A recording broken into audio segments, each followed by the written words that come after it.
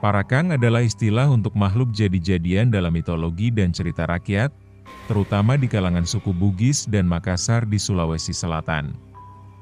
Parakang dikenal sebagai makhluk gaib yang ditakuti karena kemampuannya untuk menjelma menjadi berbagai wujud dan dianggap sebagai hasil dari menguasai ilmu hitam. Sebelum memulai kisahnya, pasang earphone-mu biar horornya terasa lebih nyata. Kalau kamu suka cerita kayak gini, jangan lupa like, komen, subscribe, dan share ke teman-temanmu. Lorong Misteri selalu punya kisah yang siap bikin bulu kuduk merinding. Langit di atas pelabuhan Makassar gelap, mendung seperti menutupi rahasia yang belum terungkap. Anwar, pemuda Jawa Tengah, tiba dengan satu tujuan, mencari ilmu sejati.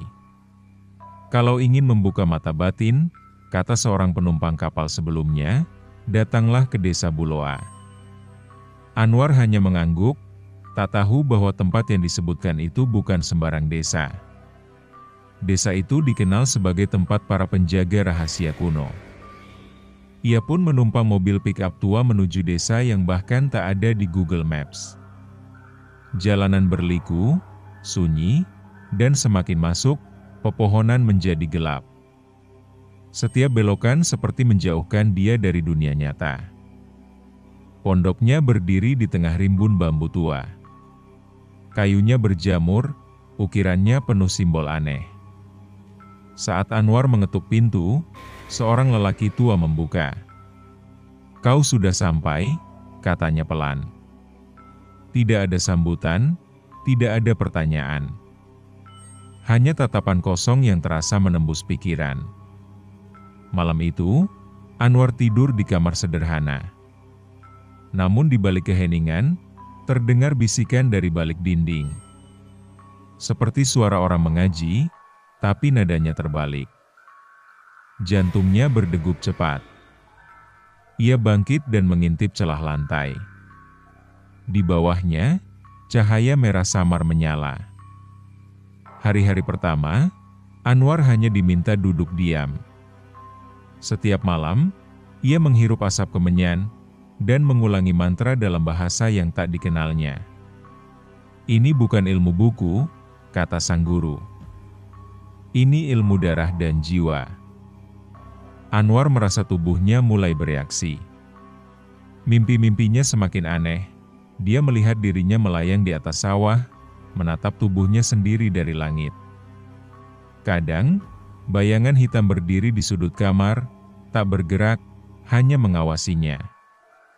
Tapi gurunya hanya berkata, "Itu pertanda. Kau mulai terbuka." Malam ke-13, Anwar diberi seekor ayam hitam. Sembelih tanpa doa. "Darahnya teteskan ke batu ini," kata gurunya. Tangan Anwar gemetar. Ia ragu, namun entah mengapa, tubuhnya seperti bergerak sendiri. Pisau menari, darah mengalir. Batu itu menyerap cairan merah seperti tanah yang haus. Setelah itu, malam menjadi lebih dingin. Angin seperti berbisik. Anwar merasa sesuatu telah masuk ke dalam dirinya. Di cermin, matanya terlihat lebih gelap. Dan suara di kepalanya mulai bicara. "Kau milik kami." Keesokan paginya, Anwar duduk di depan jendela.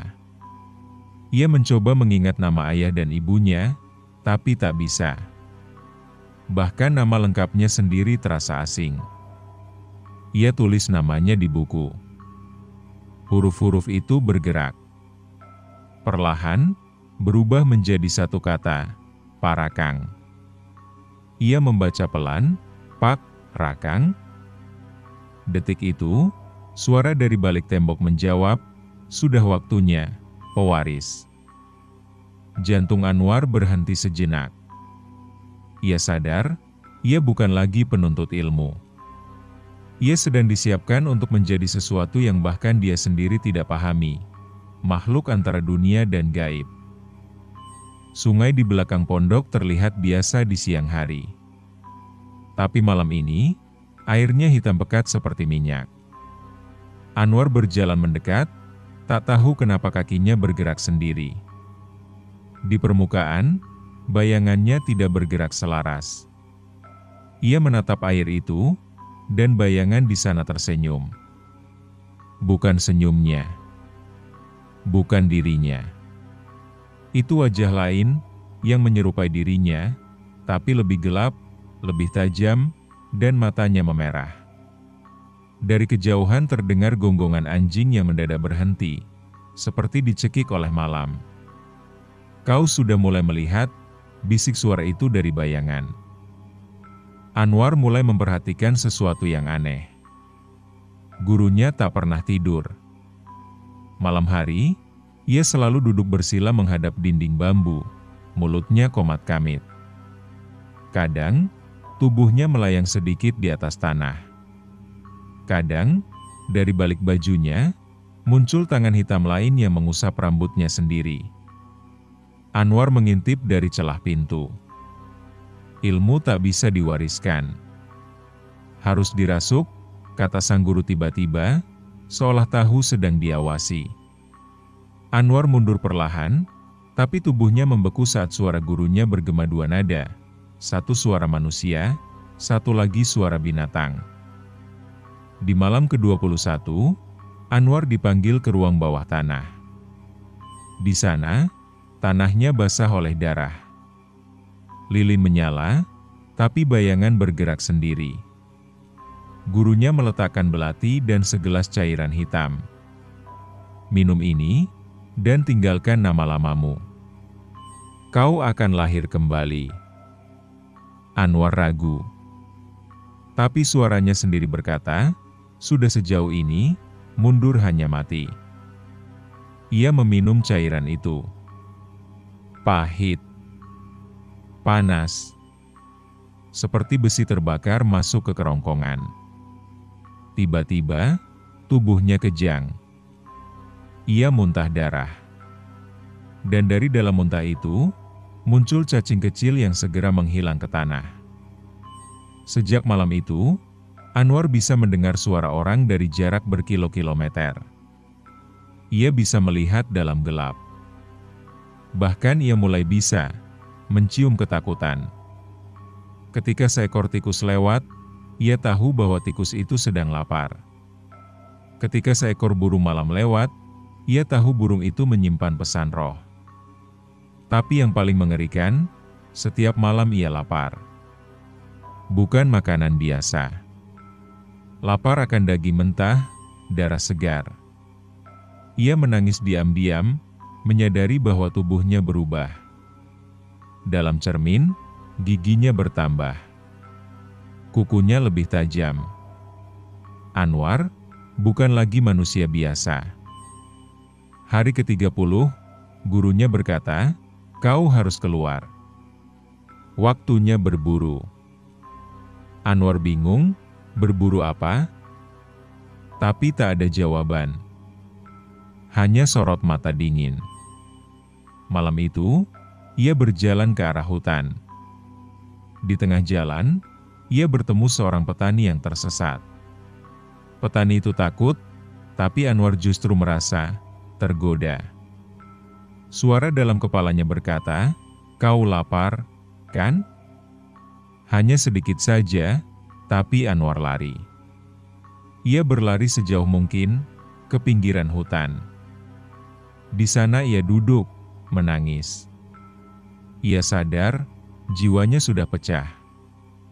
Satu bagian masih manusia, tapi bagian lainnya sudah menjadi parakang. Setiap malam, Anwar terbangun karena suara dari dalam perutnya sendiri. Suara itu bukan suara lapar biasa. Ia bisa mendengarnya berbisik, aku butuh makan, beri aku darah.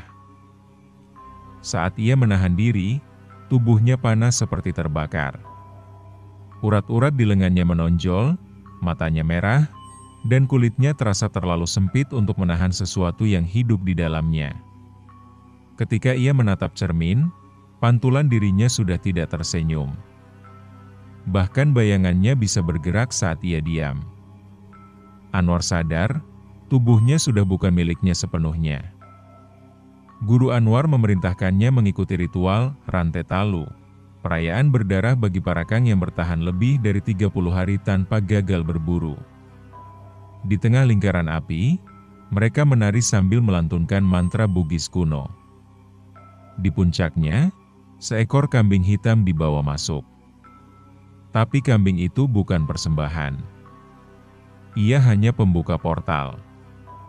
Dari balik api, muncul sosok tinggi besar bertanduk, bertaring, dan bertelapak kaki terbalik. Sosok itu mendekat dan mengendus Anwar. Belum sepenuhnya. Tapi sebentar lagi, katanya, lalu menghilang.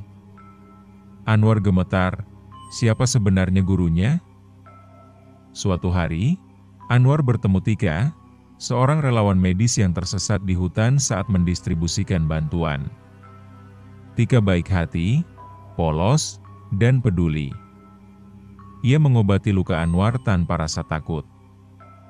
Sesuatu dalam diri Anwar merasa tenang.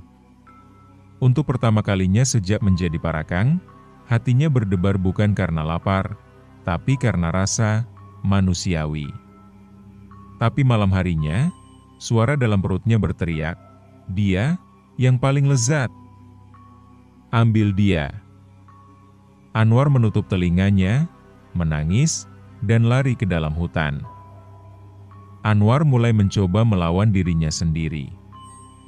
Ia berpuasa dari daging. Ia tidak keluar saat malam. Tapi tubuhnya melemah. Rambutnya rontok. Matanya cekung. Setiap melihat cermin, ia berharap tak melihat apa-apa, tapi cerminnya justru memunculkan wajah-wajah korban parakang lain. Lelaki, wanita, anak-anak, semuanya menatapnya dengan mata kosong. "Kau bagian dari kami sekarang," bisik salah satu dari mereka. Anwar memukul cermin itu hingga pecah. Tapi dari pecahan itu, darah justru menetes, bukan dari tangannya. Dari dalam cermin. Guru Anwar akhirnya berkata, "Kau sudah melewati ujian terakhir. Sekarang, kau akan jadi pemimpin." Tapi Anwar menolak. "Aku tak ingin ini semua," katanya. Sang guru tertawa dan berkata, "Kau pikir bisa kembali? Kau sudah bukan manusia." Malam itu, Anwar mencoba lari dari pondok. Tapi hutan menolaknya. Jalan memutar. Akar mencengkeram kakinya. Pohon berbisik namanya. Ia jatuh, dan saat membuka mata, ia kembali di depan pondok, seperti tak pernah melangkah. Takdirnya sudah ditulis. Ia milik kegelapan. Anwar terbangun di tengah malam dan mendapati seseorang berdiri di depan pondoknya. Sosok itu tinggi, kurus, dan mengenakan pakaian yang sama dengannya. Saat ia mendekat, Anwar tersadar, itu dirinya sendiri. Namun, versi dirinya yang lebih kelam, matanya merah menyala, kulitnya pucat dan penuh luka. "Aku adalah kau yang menerima takdir. Kau yang kuat. Kau yang seharusnya ada." Sosok itu tertawa keras, lalu berjalan ke hutan dan menghilang. Sejak malam itu, Anwar selalu merasa ada dua bayangan yang mengikutinya, bahkan saat tak ada cahaya. Suara dalam tubuh Anwar kini lebih keras dari sebelumnya. Setiap malam, ia berhalusinasi melihat orang-orang desa dengan tubuh transparan dan darah yang mendidih. Nafasnya menjadi berat, kukunya tumbuh tajam, dan lidahnya mulai bisa mencicipi bau ketakutan. Tapi ia menolak. Ia mengikat dirinya sendiri dengan rantai, menahan lapar selama 3 hari. Tubuhnya kejang-kejang. Tapi saat tubuhnya tak kuat, sesuatu yang tak terlihat keluar dari perutnya, melayang, dan menatap Anwar dengan mata kosong. "Kau tak bisa kabur." Pada malam keempat, desa tempat Anwar tinggal dihujani abu hitam. Semua hewan melolong, bayi menangis, dan para tetua desa membaca ayat dengan suara terguncang. Mereka tahu ada sesuatu yang bangkit. Sebuah sumur tua di tengah desa mengeluarkan cairan merah kental. Tika datang menghampiri Anwar dan berkata, "Kau harus akhiri ini. Bukan untukmu, tapi untuk kami semua." Anwar hanya menatap langit. Di antara abu, tampak sesosok bayangan raksasa melayang, membawa wajah-wajah yang pernah dibunuh oleh Parakang. Anwar memutuskan untuk membakar pondok itu. Semua kitab, jimat, dan benda ritual ia lemparkan ke dalam api. Tapi api itu bukan hanya membakar benda fisik. Ia membakar ikatan roh. Tubuh Anwar terbakar sebagian, namun ia tetap duduk di tengah api, menunggu. Dari balik api, sosok gurunya muncul, berteriak dan terbakar bersamanya. Para parakang lain yang merasuki tubuh warga desa juga ikut hangus. Jeritan memenuhi malam. Tapi satu hal belum terbakar, bagian dirinya yang telah menjadi iblis. Pagi itu, langit cerah. Hutan tenang. Tapi Anwar tak keluar dari reruntuhan pondoknya. Hanya Tika yang datang, menemukan tubuh Anwar tak bernyawa namun tersenyum. Ia wafat, dengan luka terbuka di dadanya, seolah sesuatu telah keluar dari dalam tubuhnya. Desa kembali tenang, tapi legenda tentang Anwar si Parakang tersebar hingga ke pelosok Sulawesi. Cerita tentang niat baik yang berubah menjadi kutukan. Dan pesan moralnya, bahwa tidak semua ilmu bisa dikejar, dan bahwa tidak semua jalan pulang bisa ditemukan kembali setelah melewati batas kegelapan. Terima kasih sudah mendengarkan kisah ini sampai habis. Jangan lupa like, komen, subscribe, dan share ke teman-temanmu. Lorong Misteri akan selalu punya kisah yang siap bikin bulu kuduk merinding di setiap jam 7 malam. Dan jika mau request judul cerita, silahkan komen di kolom komentar di bawah. Kami akan buatkan untuk kalian.